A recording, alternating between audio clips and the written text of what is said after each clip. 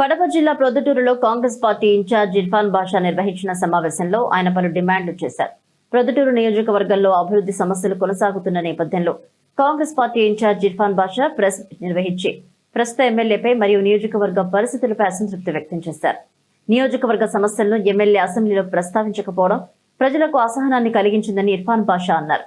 ప్రస్తుత ఎమ్మెల్యే కేవలం ఎరుపు మరియు పోలీసుల సంబంధించిన వ్యవహారాలపై మాత్రమే స్పందిస్తున్నానని ఆరోపించారు. ఎమ్మెల్యే ప్రధానంగా ప్రజా సమస్యలను వినడం, ప్రభుత్వాన్ని నిలదీసి అభివృద్ధి కార్యక్రమాలకు ముందుకు తీసుకువెళ్లడం మరియు అసాంఘిక కార్యకలాపాలను అరికట్టడం ముఖ్యమని డిమాండ్ చేశారు.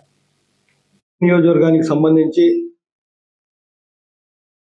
అభివృద్ధి పనులు కానీ అలాగే ప్రొద్దుటూరులో ఉండబడిన సమస్యల మీద కానీ ఏదన్నా మాట్లాడి దాని పరిష్కార మార్గాలు ఏమన్నా వెతుకుతారేమో అని చెప్పి అందరు ఆశించారు.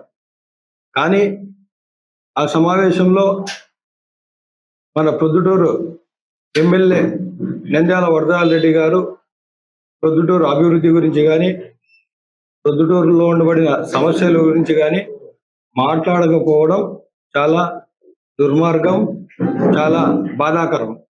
ఎందుకంటే ఈ సమావేశాలు జరిగినప్పుడు శాసనసభ్యులందరూ, ఎమ్మెల్యేలందరూ వారి వారి నియోజకవర్గాల్లో ఉండబడిన సమస్యలు అలాగే అభివృద్ధి పనులకు వాళ్ళు చెప్పుకోవాల్సిన అవసరం ఉంది, ప్రభుత్వ దృష్టికి తీసుకెళ్లాల్సిన అవసరం ఉంది.